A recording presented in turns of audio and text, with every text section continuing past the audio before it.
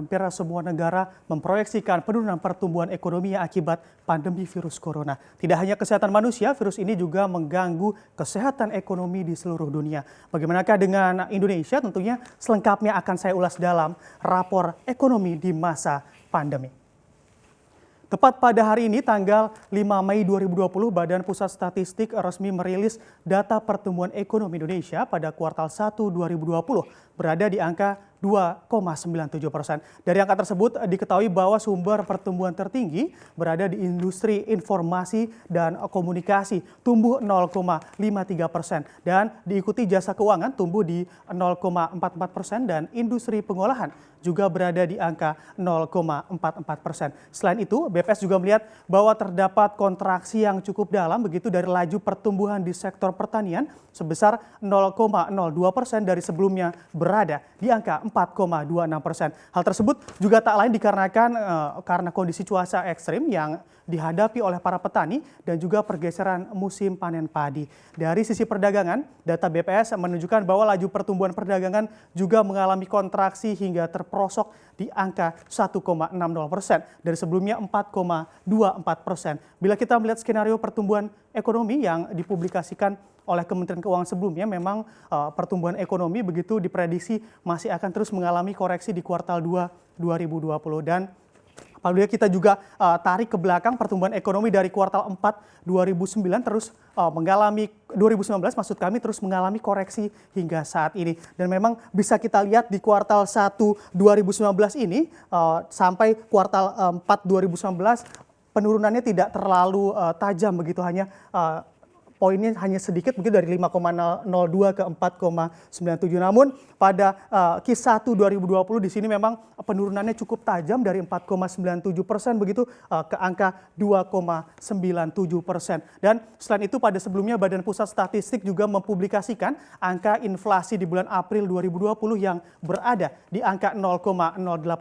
Diketahui angka tersebut juga turut dipengaruhi oleh kenaikan harga 3 komoditas, yakni bawang merah, emas, perhiasan, serta gula pasir. Komoditas lain yang juga ikut mengalami kenaikan harga begitu, yakni minyak goreng, rokok, beras, dan bahan bakar rumah tangga masing-masing mengalami kenaikan hingga 0,01% inflasi. Namun ada juga beberapa komoditas yang menyumbang andil deflasi, yakni cabai merah sebesar 0,08%, lalu daging dan juga ayam ras, serta tarif angkutan udara sebesar 0,05%, dan juga bawang putih serta tarif pulsa mengalami deflasi hingga 0,02%. Dan bagaimanakah kita lihat selanjutnya ya dari angka yang telah dijabarkan tadi? Mari kita lihat bersama bagaimanakah tren pertumbuhan ekonomi Indonesia ditarik ke beberapa tahun ke belakang begitu, dan juga bisa kita lihat di sini pada 2014 di angka 5,01% dan juga terjadi penurunan di 2015 menjadi 4,88% begitu, dan juga bisa kita lihat memang dari 2016 ke 2018 begitu terjadi kenaikan. Namun pada 2019 memang terjadi perlambatan ke angka 5,02% dan terparahnya memang pada di Q1 2020 nanti saat ini maksud saya. Dan juga di tengah kondisi pandemi ini beberapa waktu lalu Menteri Keuangan Sri Mulyani juga sempat menyampaikan terkait skenario terberat dari pertumbuhan ekonomi di 2020 adalah minus hingga 0,4%. Hal tersebut tak lain juga dikarenakan adanya penurunan konsumsi rumah tangga, begitu demikian juga penurunan investasi karena pandemi COVID-19, dan kondisi ini juga menjadi sebuah ancaman begitu terhadap stabilitas keuangan apabila tak kunjung temukan solusi tepat untuk hadapi pandemi COVID-19 ini. Dan tak berbeda dengan proyeksi yang dilakukan oleh Kementerian Keuangan, sebelumnya Bank Indonesia juga sempat memangkas proyeksinya terkait angka PDB Indonesia di 2020.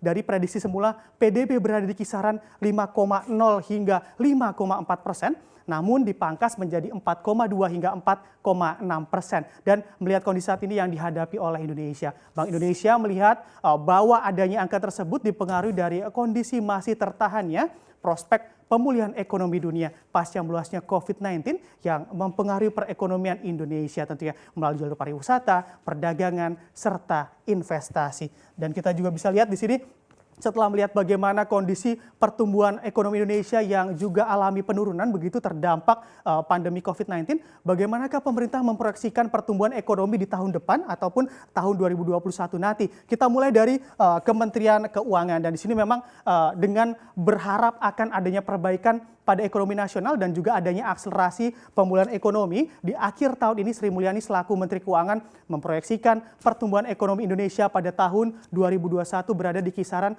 4,5 hingga 5,5%, dan angka tersebut juga akan masuk dalam kerangka ekonomi makro dan pokok-pokok kebijakan fiskal 2021 yang akan disampaikan ke Dewan Perwakilan Rakyat Republik Indonesia. Dengan adanya proyeksi angka tersebut, beberapa indikator penghitungan angka PDB juga akan terus dikontrol secara berkala. Jumlah warga miskin di Indonesia juga diprediksi akan meningkat 1,1 juta orang untuk skenario berat dan 3,78 juta orang untuk skenario kemiskinan yang sangat berat di tahun ini. Mengingat lesunya juga begitu pertumbuhan ekonomi terdampak pandemi COVID-19. Namun Bank Indonesia sendiri agaknya lebih optimis begitu dengan memproyeksikan pertumbuhan ekonomi Indonesia di 2021 berada di kisaran 6,6 hingga 7,1% di 2021. Dari angka tersebut, Bank Indonesia melihat bahwa stimulus fiskal pemerintah akibat pandemi COVID-19 dapat menjadi faktor pendorong pertumbuhan ekonomi yang meningkat di 2021.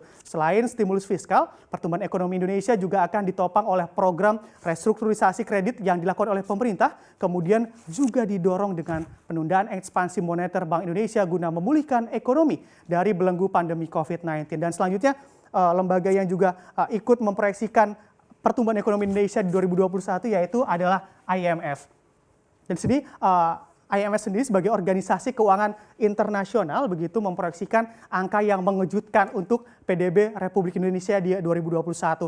IMF memproyeksikan PDB RI di 2021 nanti di angka 8%. Pernyataan tersebut pun sontak ditanggapi beragam oleh sejumlah ekonom dalam negeri. Bahkan ada yang menyebut juga IMF over optimis begitu dengan memproyeksikan PDB RI sebesar 8,2% di 2021, dan hal tersebut juga dikaitkan dengan proses pemulihan ekonomi terdampak COVID-19 belum tentu berjalan dengan cepat serta efektivitas stimulus yang diberikan oleh pemerintah. Dan juga bisa kita lihat di sini memang menyinggung terkait stimulus tadi yang dilakukan oleh pemerintah dapat dianggap menjadi jurus jitu hadapi COVID-19 serta menjaga stabilitas ekonomi Indonesia. Dan apa saja suntikan stimulus tersebut? Yang pertama adalah tambahan APBN 2020 sebesar 405,1 triliun rupiah yang dikeluarkan oleh pemerintah pada 31 Maret lalu ini. Dan juga anggaran sebesar itu digunakan sebagai cara untuk mengatasi COVID-19 yang dialokasikan menjadi beberapa bagian. Dalam rinciannya yang dirilis oleh pemerintah sebanyak 75 triliun dialokasikan guna belanja di sektor kesehatan, lalu 70,1 triliun untuk insentif perpajakan, serta 110 triliun untuk perlindungan sosial, dan yang terakhir 150 triliun rupiah dialokasikan untuk pembiayaan program pemulihan ekonomi nasional. Dan stimulus yang kedua yakni rencana pemerintah beri stimulus subsidi bunga KKB dan juga KPR. Dalam hal ini pemerintah akan memberikan subsidi bunga selama 6 bulan terhitung mulai dari April hingga September 2020 untuk kredit kendaraan bermotor serta kredit pemilikan rumah. Walau rencana subsidi bunga ini memang termasuk dalam kategori stimulus terdampak COVID-19 begitu, tapi tidak semua masyarakat dapat memperoleh fasilitas ini. Dan juga hal tersebut dikarenakan terdapat pula sejumlah syarat yang diberikan, yakni mulai dari kategori kolektibilitas begitu dan hingga klaster bagi penerima subsidi yang ditentukan oleh Otoritas Jasa Keuangan atau OJK. Selanjutnya, stimulus yang lain juga ada yaitu pemotongan iuran jam sostek hingga 90%.